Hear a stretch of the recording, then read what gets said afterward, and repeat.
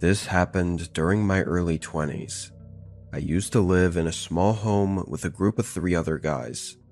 We all didn't really know each other before moving in together, but we had gone to the same college and graduated at the same time. So with all of us looking for somewhere to live afterward, it all just kind of fell into place.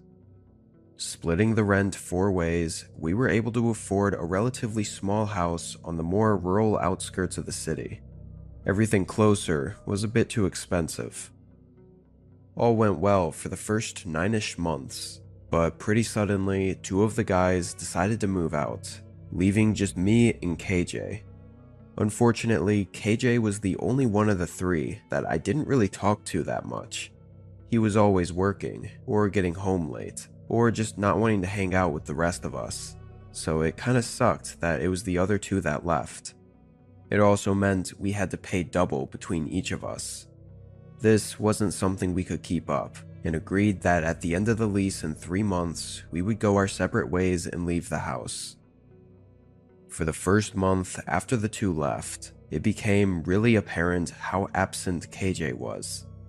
On my days off, I was often at home just chilling all day and night by myself, which was very different from when the other 2 lived here. I didn't care too much. If anything, it was great having the place all alone, but I did think it was odd he was out for so long all the time. He only worked part-time in the mornings, but I figured he must have been out with friends all night every night. However, one night I happened to stay up a little later than usual. I was sitting in my room, and it was maybe about 1 a.m. when I saw headlights shine through my window, pulling down the gravel driveway. When I heard the front door open, I got up and for some reason felt like saying hi, just to keep things from getting too distant and awkward between us. I opened my bedroom door, but was kind of startled as I heard his footsteps begin rushing down the hallway. When I stuck my head out, he jumped, like I'd caught him in the act of something. The lights were off in the hallway, so I couldn't see him too well, but I could see that his eyes were wide and his body was frozen just outside of his bedroom door. "What's up, KJ? Just seeing how you're doing," I said to break the silence. The way he just stood there in the dark hallway with his wide open eyes and looked at me was kind of chilling. "I'm good." There were another few seconds of silence before I just nodded and stepped back into my room. Well, that definitely didn't help make things any less awkward between us. Why was he acting so strange, hurrying to his room and all? I didn't want to be nosy, but it kinda had me concerned. After a couple minutes, I opened my door carefully and quietly walked down the hallway.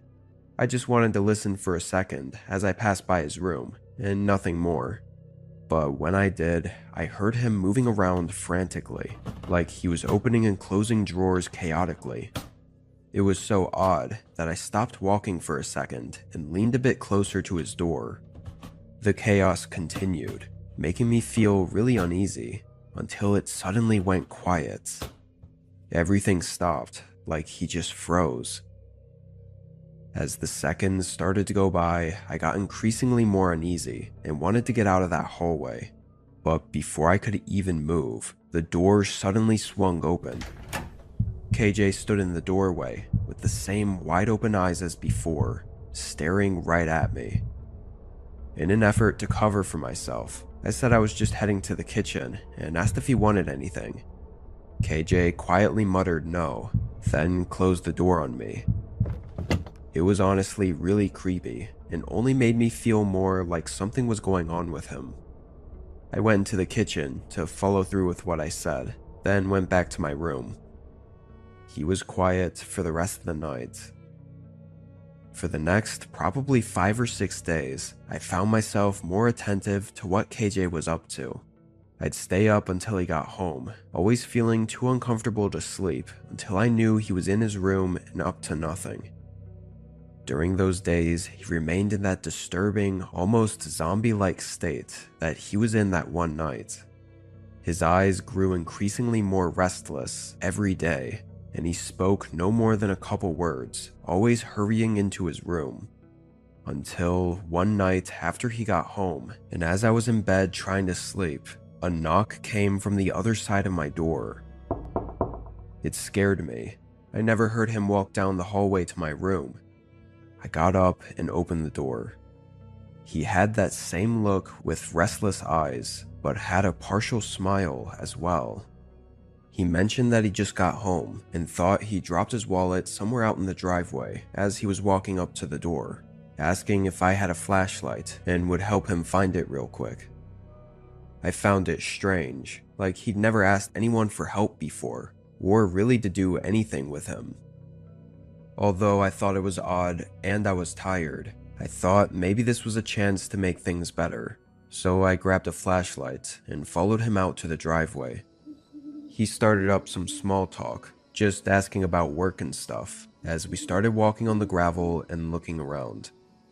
I noticed almost right away that his car was parked really far down the driveway though, like all the way at the end, for seemingly no reason. So if he walked all this way, we had to do the same to look for his wallet. We got all the way down to his car, and I never spotted anything on the ground, but then he started leading me away from the car. I was still shining the light around, but realizing there was no reason his wallet should be way out here away from the driveway, I asked what we were doing. KJ took a few seconds to respond, like he was thinking, before saying he went for a short walk out here earlier, so he could have dropped it. But I didn't really believe him. He kept trying to lead me further from the driveway and deeper into the woods. Every time I said we should turn back, he would repeatedly try to convince me otherwise. It got really suspicious really fast. I felt my nerves building up. "Here, you could take the flashlight. I'm gonna head back to the house. I gotta be up early for work tomorrow anyway," I said as I tried to hand over the flashlight to him and make my exit. He didn't take it though. His clearly fake smile faded, and his restless eyes looked more than disappointed. He looked angry. He didn't respond, but the tension was making me really uneasy. After a few seconds, I turned around and started quickly walking away from the woods. I looked back a couple times, seeing KJ just standing there and watching me. As soon as I got to the house, I started packing. I didn't know what that was, but I didn't feel safe with him at all. I didn't sleep the whole night, listening to make sure KJ wasn't up to anything else. But he never came back to the house that night. In the morning, I got everything important stashed into my car and left. Even years later, I never heard anything from KJ or figured out what was going on. His behavior wasn't normal, and I honestly think he was planning to do something horrible in the woods that night.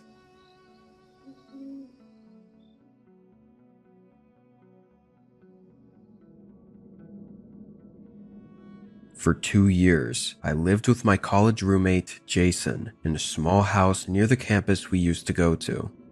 Despite having been roommates at college for a year before this, we still weren't the closest of friends or anything. We just both had similar plans for after college, so moving in together made sense for the time being. The first year or so went really well. We got a lot closer and enjoyed living together enough to renew the lease for another year. This happened in June, 2 months after renewing the lease. After a normal late night at work, I got home and talked to Jason for a while. Then we both called it a night and went to bed. However, in the middle of the night, I woke up to the floorboards creaking in the hallway. They were walking slowly, going toward the main area of the house.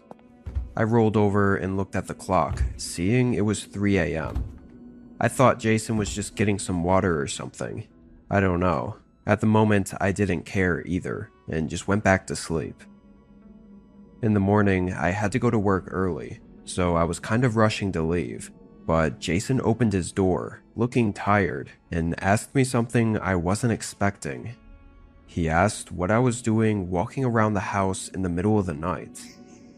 I was immediately taken aback.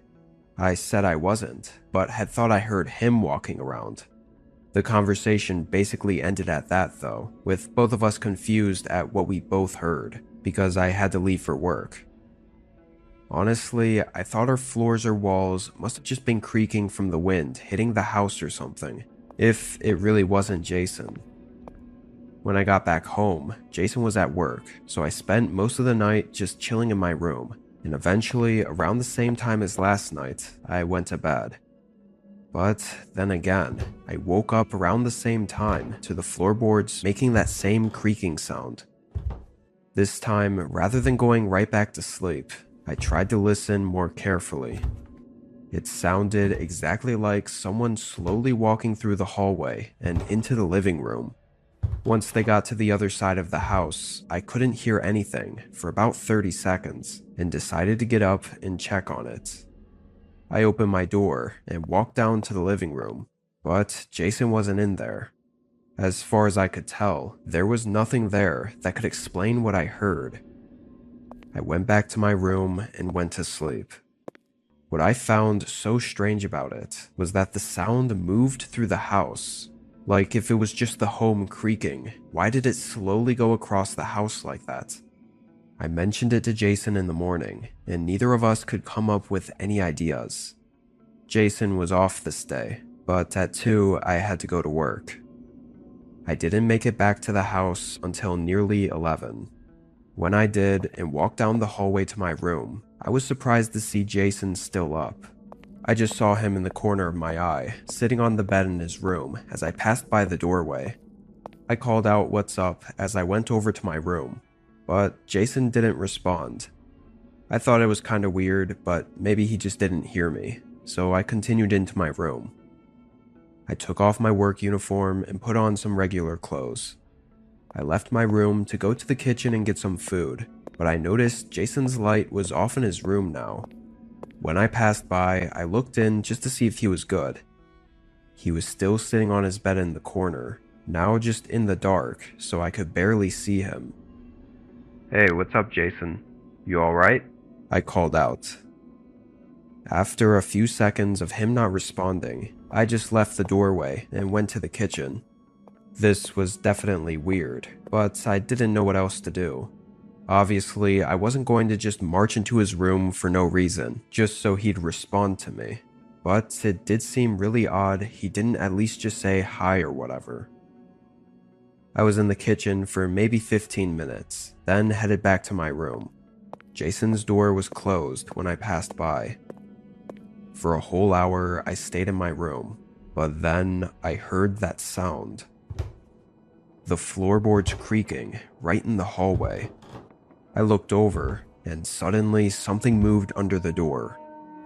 I listened to the creaking continue, but with my last couple interactions with Jason being weird, I figured I would just text him this time to ask if it was him walking around.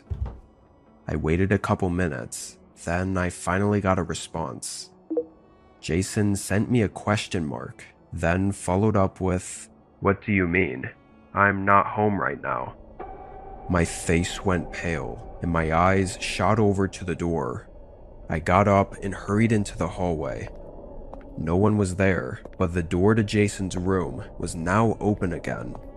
I quietly stood there and listened, but didn't hear anything. I walked over and peered through the doorway. Standing in the center of the pitch-black room was an unknown man. Even in the dark, now that he was closer and standing up facing me, I could tell he was taller and had a thick beard, two distinct features different from Jason that I couldn't see before. Without any more hesitation, I ran out of the house. I called the police immediately, standing on the other side of the road. When they got there, whoever that guy was gone. Strangely, there were no signs of where he entered or exited the house from, aside from a window that was partially unlocked, but it didn't seem to have been opened recently. What's really disturbing is knowing that he was likely the cause of the creaking floorboards for the last several days in the middle of the night, meaning he was inside walking around the house while we were sleeping. Even more creepy is trying to figure out why he was in Jason's room, just sitting on his bed and seemingly waiting for something. Interestingly, in the last few days, that was the one day that Jason had off and that I worked, meaning Jason would be alone pretty much all evening. This makes me think the unknown man somehow knew this and was waiting to catch Jason off guard while he was alone. This would explain why the man was in Jason's room waiting and why he didn't do anything to me. But fortunately, Jason happened to go hang out with a friend for most of the night. Whatever the case, we probably won't ever know the man's true intentions unless it's too late.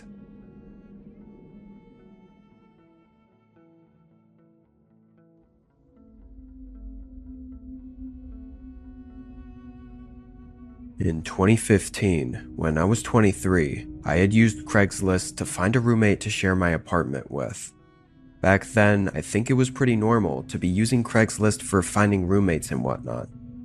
There weren't really any other sites to do so on, and it wasn't exploited as much as it is today. I posted a listing with some pictures of my place and made sure to specify that I was looking for a roommate preferably close to my age. After only a few days, I got a response from a woman named Hannah. She said she was also 23 and still in college, and from everything we talked about on the phone, she seemed pretty similar to me and like we might actually make good roommates. So I scheduled to have her stop by and tour the place. When she did, everything seemed great. Hannah liked the place, and we agreed on a price, and within a week she had moved in with me. I will say I did notice that she didn't quite look her age. She was a bit taller than me, and just had a more mature, older look to her. I figured it was nothing though, that she just happened to look a bit older than her age. Anyway, the first few days went by, and we didn't really have much time to get comfortable with each other yet, as I had work and she had college and work as well. It was the 5th day after she'd moved in that I got home from work and entered the apartment around 10 p.m. As soon as I opened the door, I heard footsteps rushing through the hallway and then a door slamming closed. Confused, I dropped my bag down and went over to look down the hallway that led to both of our bedrooms. Their door was closed and the light was on in their room, but my door was open. I knew I'd closed it before leaving, so I thought that was pretty weird. I definitely wasn't comfortable with them snooping around my room, if that's what they were doing. I went in and closed the door behind me. After checking around, nothing looked out of place or like it'd been looked through, so I figured it was nothing and just went on with my night. I settled in and watched TV for a bit in my room. I didn't hear Hannah in her room at all for a whole hour, so I thought she was probably just sleeping. She'd mentioned before that she liked to go to bed early. However, while watching TV, I happened to glance at my bedroom door just out of habit, but I noticed something weird. There was a shadow under the crack in the doorway. She was standing behind my door. She wasn't moving. How long had she been standing there for? "Hannah?" They still didn't move. I called out again. "Hannah, are you out there?" Several quiet seconds passed until the shadow slowly moved, leaving from behind the door and walking down the hallway. I heard her bedroom door slam shut behind her. That got my heart pumping for a moment. What was she doing? I locked my door after that and stayed up just a bit later than usual, but eventually went to bed. In the morning, I passed by Hannah in the kitchen and kindly brought up last night, just asking if she needed something. She smiled and said everything was good, ending the conversation right there. It was odd for sure, but I just moved on, not wanting to make things bad between us so soon into her moving in. Hannah left soon after, and a few hours later I went to work. I got home around the same time as last night, about 10:30, walking into a quiet and dark apartment. All the lights were off, even in her room, so I assumed she had already gone to bed. I quietly walked into my bedroom and closed the door, trying not to wake her. After a short FaceTime with one of my friends, I got in the shower to wind down for the night, planning to go to bed right after. While I was in there, I could have sworn I heard something from outside my room. I even lowered the water pressure for a second to listen, but not hearing anything else, I continued my shower as usual. Once I was done, I got out and dried off, but when I looked out the doorway into my room, the door to the hallway was open. I quickly got dressed and looked into the hallway. All the lights were still off, and Hannah wasn't making any noise in her room. I was honestly creeped out now. I closed the door and locked it. What's really odd is that I was almost sure that I'd unconsciously locked the door when I got home and went into my room. Obviously now, I assumed I'd just forgotten to, but definitely wasn't going to forget anymore. But why did she even open my door in the first place? Did she even open my door? The whole place was still dark and quiet, as if she never left her room and was just sleeping. What the hell was going on? I stayed up for another hour, trying to watch TV and calm down, but still pretty shaken by what was happening. I just didn't know Hannah enough to really understand any of this, or know what to do. I kept trying to convince myself it was something harmless, like she tried to come in to ask me something, but saw I was in the shower and just left. But that still doesn't explain any of the other things that have happened. After that hour, I knew I had to get some sleep, so I shut everything off, crawled into my bed, and closed my eyes. It felt as though as soon as I closed my eyes, I opened them back up, knowing that I'd fallen asleep, but only for a short amount of time. Unsure why I'd woken up, I rolled over and looked around. The room was pitch black, and the apartment was quiet. Not even any noise from the neighbors, just the silent creaking of the old building. But through the dark, I could tell that the door to my room was cracked open, maybe just a few inches, but that didn't change how instantly terrifying it was. I knew without a doubt I'd locked it this time, and even creepier, I never heard it open. "Hannah?" I called out in a soft voice. The silence of the place almost felt like it was getting louder, making me more nervous as the seconds passed. I sat up. I was just staring at the crack in the door, focused on the darkness between it, feeling like someone was watching me through it.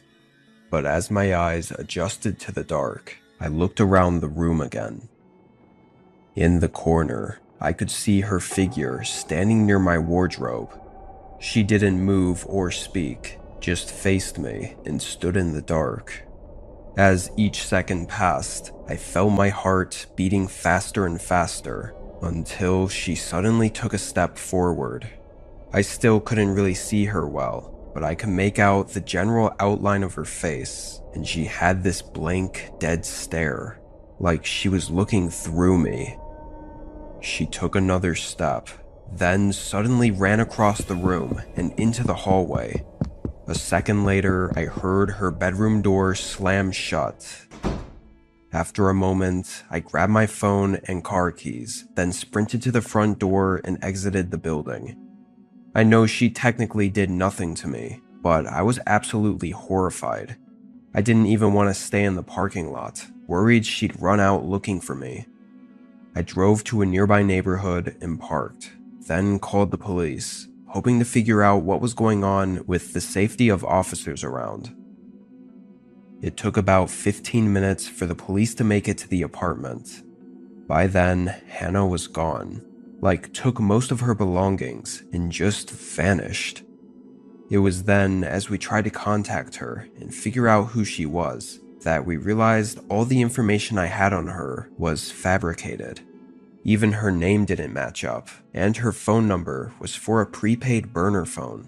It had no name or identity attached to it. Like I said, this was in 2015, so even a decade later, I've never heard from or seen her again, which makes me think she likely had some really disturbing intentions had I stayed roommates with her any longer. There's a lot of questions, and basically no answers. After that, I moved apartments, worried that the woman might come back when I least expect it.